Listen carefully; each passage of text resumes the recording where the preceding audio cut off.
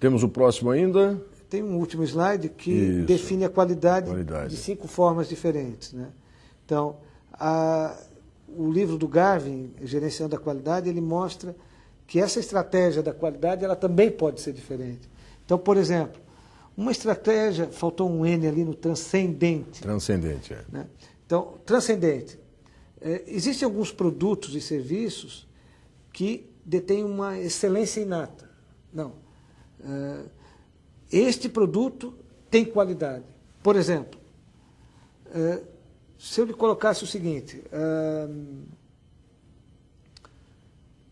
vamos lá, entre uma caneta Montblanc e uma caneta Bic, qual que o senhor prefere?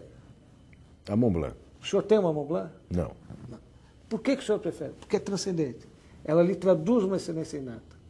Até nem tem tanta propaganda da Montblanc que lhe fizesse fazer. É no caso do Rolex, talvez, em alguma medida, guardadas as proporções, né? Exatamente. Isso está num contexto de excelência inata. O segundo conceito de qualidade, que traduz no slide uma questão de foco estratégico, é a baseada no produto. Então, antigamente existia muito carro, por exemplo, eu me lembro do Corcel S, que era standard, Isso. L era luxo, GL era gran luxo, e assim por diante. Então, as letrinhas mudavam, mas o que mudava eram apenas atributos dentro do carro. Era o mesmo carro, só que um tinha farol de milha, o outro não tinha, um tinha capô de plavinil, o outro não tinha. Nem se falava em ar-condicionado e freio ABS, nada disso, era isso. É verdade, eram atributos muito pontuais. Então, esses atributos podem traduzir uma qualidade baseada no produto. A outra qualidade é baseada no usuário. Aí ela tem a ver com critérios subjetivos, né? Existe uma pesquisa interessante da professora Fernanda Barcelos, que ela traduziu, ela incorporou num livro que foi publicado na década de 80, se não falha a memória. E ela mostra uma rejeição que o brasileiro tem na relação de cor com alguns produtos. Por exemplo, o brasileiro aceita muito bem a cor marrom em roupa. Então, calças marrom, por exemplo, paletó marrom, blazer e tal.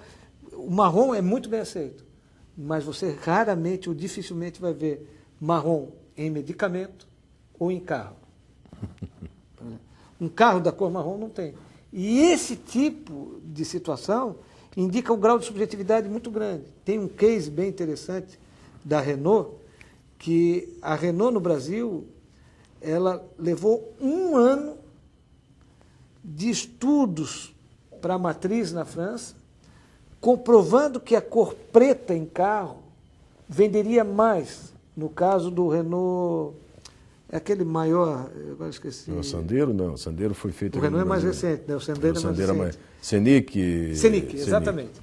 No Renault Scenic, eles levaram 1 ano para convencer. Convencer por quê? Porque os franceses entendem que carro preto ou é carro fúnebre ou é carro para governo. Ele não tem outro sentido.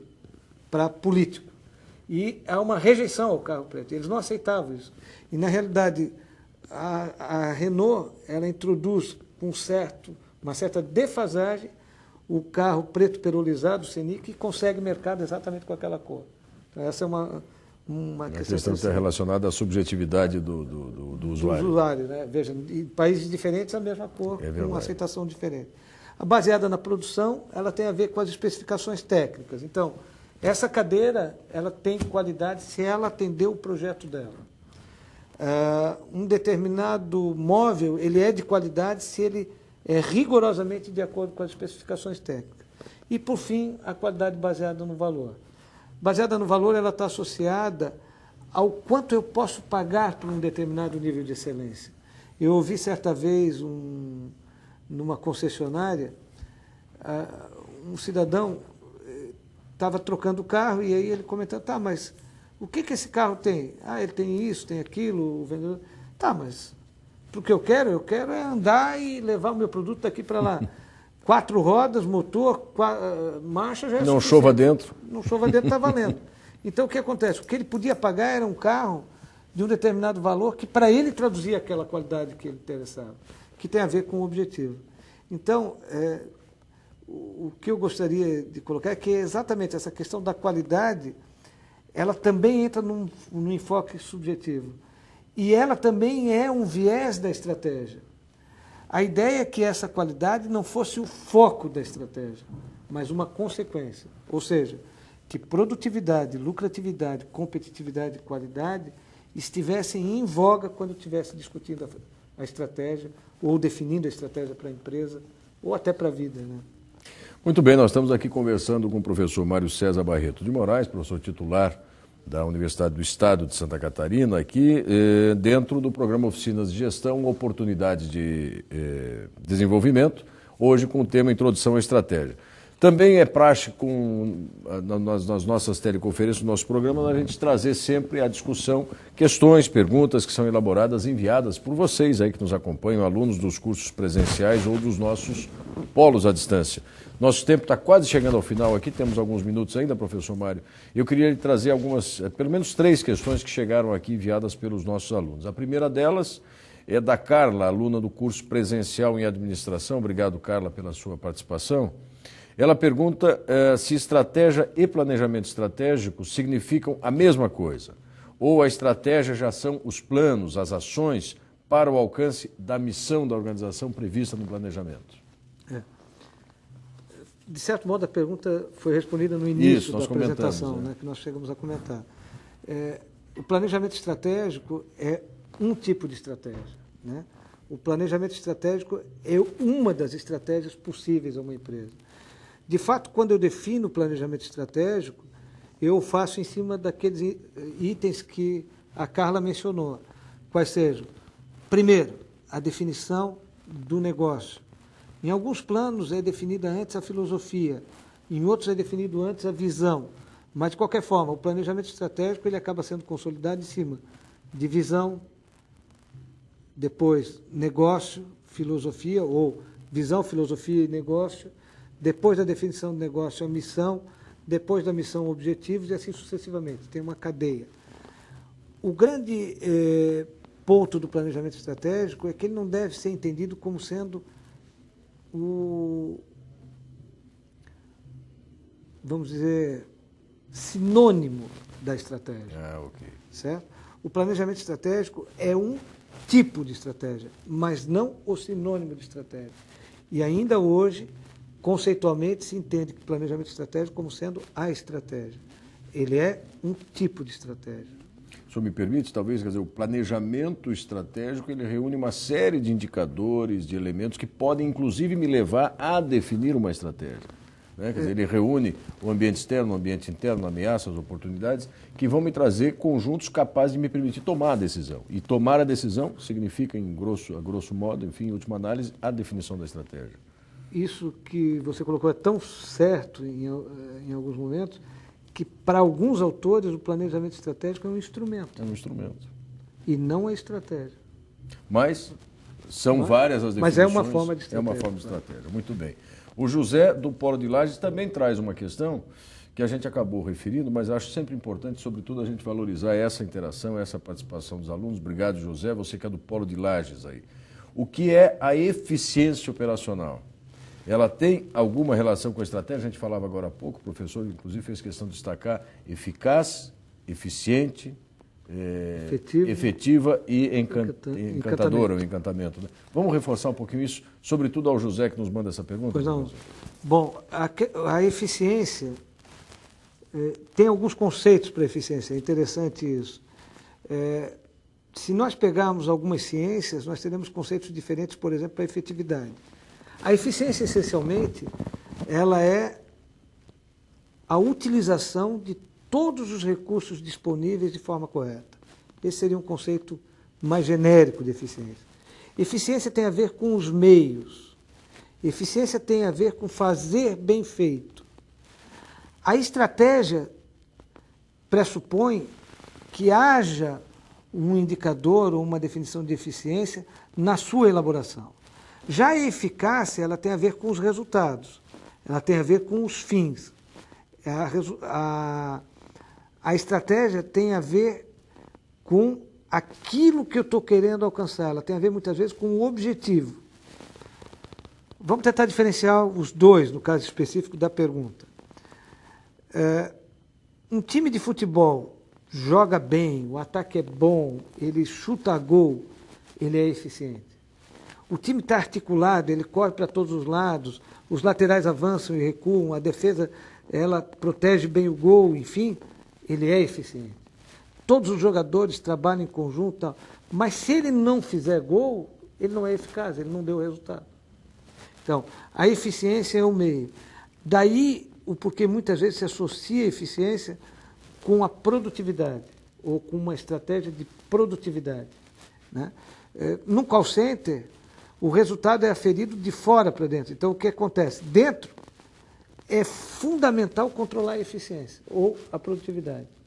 Ela tem a ver com a estratégia? Ela tem, mas ela não pode ser o único parâmetro. Muito bem, a outra pergunta do Guilherme, também do Polo Presencial, obrigado, do curso presencial, desculpe, Guilherme, obrigado pela sua participação. De que maneira o tempo, o custo e o controle do processo influenciam na elaboração ou na implementação de uma estratégia corporativa? Tempo, custo, controle de processo, professor. Bom, tempo, custo e controle do processo. Na realidade, e estratégia corporativa, nós teríamos que separar um pouquinho os conceitos. Quando eu trabalho a questão de tempo isoladamente, eu posso estar trabalhando uma estratégia, por exemplo, de mercado. Quem chega mais rápido, quem entrega mais rápido, quem fornece mais rápido. Quando eu trabalho uma questão de processo, eu posso estar trabalhando uma estratégia baseada em toda a cadeia produtiva, desde o fornecimento na mão da matéria-prima até a transformação dessa matéria-prima em produto acabado e a distribuição e entrega dessa matéria-prima. E cada processo sendo analisado na sua fase. Então, eu poderia estar trabalhando uma estratégia que também é conhecida, linkada ao processo ou baseada na produção. O custo é também um outro indicador. Por exemplo, o Porter define o custo como sendo uma possibilidade de estratégia. Ele diz que podem haver 3 tipos de estratégia. Estratégia baseada em custo, em diferenciação e no foco. E eu posso ter foco em custo, foco em diferenciação, ou só custo e só diferenciação. Então, os 3 por si podem caracterizar ou evidenciar um tipo de estratégia. Quando juntos, tempo, processo e custo, eles acabam evidenciando ou fortalecendo uma estratégia de produção ou uma estratégia de processo como um todo. Vai depender de como ela está disponibilizada. Mas, efetivamente, esses 3 indicadores eles estão mais associados à produção. A estratégia corporativa ela tem a ver com um outro conceito. Isso pode ser uma estratégia da empresa. A corporação, normalmente, ela vai adotar estratégias diferentes, chamadas funcionais, ou então uma estratégia corporativa. Vou pegar um exemplo de estratégia corporativa. A Nestlé trabalha com estratégia segmentada. Cada produto da Nestlé é uma marca e tem uma estratégia. Então, tem uma estratégia para o leite, porque o leite é moça. Tem uma outra estratégia para o Nescau, que é o achocolatado. Já a Parmalat, ela trabalha com a marca corporativa. Todos os produtos têm a marca Parmalat. Então, o achocolatado é Parmalat, o biscoito é Parmalat, o leite é Parmalat, e na Nestlé o contrário. Então, essa é uma estratégia corporativa de atuação no mercado, por marca segmentado ou por marca corporativa. Então, pode ser uma estratégia da corporação para o seu processo de produção, esse tipo de indicador, processo, tempo e custo. Mas eles normalmente também são estratégias isoladamente. Muito bem, chegamos aqui próximos do final do tempo destinado para essa nossa conversa, mas o professor Mário César Barreto Moraes, que conversou conosco aqui sobre introdução à estratégia, é de fato introdutória essa conversa, professor, porque precisaríamos de bastante mais tempo. Talvez possamos voltar, quem sabe. Eu tenho aí 2 minutinhos para o senhor falar diretamente com os nossos alunos, com quem nos acompanha nessa teleconferência, especialmente o pessoal da área de administração, que o senhor nos disse no início, tem lá uma dúvida de que a estratégia talvez possa ser melhor trabalhada na graduação, nos cursos, de uma maneira geral, professor. De fato, essa colocação final é bem interessante, porque Em relação aos cursos de administração, se nós pegarmos as diretrizes curriculares dos cursos de administração, elas estão muito claras de que estratégia é um conteúdo curricular profissionalizante. E o que a gente percebe é que em muitos cursos de administração, a estratégia é colocada de uma forma reducionista, de certo modo, apenas sob a ótica do planejamento estratégico. E ministra-se no curso planejamento estratégico. Em outros, isso está dentro até de funções administrativas. Então, uma coisa que deveria ser pensado e avaliado nos cursos de administração é trabalhar exatamente a estratégia de uma forma plena no curso. Para se ter uma ideia, na ESAG, nós chegamos a trabalhar com 45 horas dentro do curso do mestrado, com o tema estratégia, com o assunto estratégia, e dentro da graduação nós temos uma disciplina apenas para estratégia. E existe outra que trabalha o planejamento, mas o planejamento estratégico é tratado dentro da estratégia como uma das estratégias. Então, na Federal aqui nós também temos uma disciplina de estratégia. Muitos têm. A preocupação é que isso não fique resumido ao planejamento estratégico. Há muito de estratégia para se ler. Existem muitos livros de estratégia e muitos bons para serem lidos. E, de fato, a preocupação que você, que estuda estratégia, deveria ter é qual é a melhor estratégia para você cuidar do seu negócio, da sua vida. E essa estratégia não vai estar no livro, ela vai estar na sua capacidade de tomar decisão. Que você tome uma boa decisão quando for necessário. Professor Mário César Barreto Moraes, muito obrigado pela sua presença, pela sua disponibilidade de estar conosco. E assim a gente termina mais esta teleconferência do programa Oficinas de Gestão, Oportunidade de Desenvolvimento. A programação completa, a agenda de todas as palestras anteriores, você já sabe, encontra no endereço oficinascad.ufsc.br. Até o nosso próximo encontro.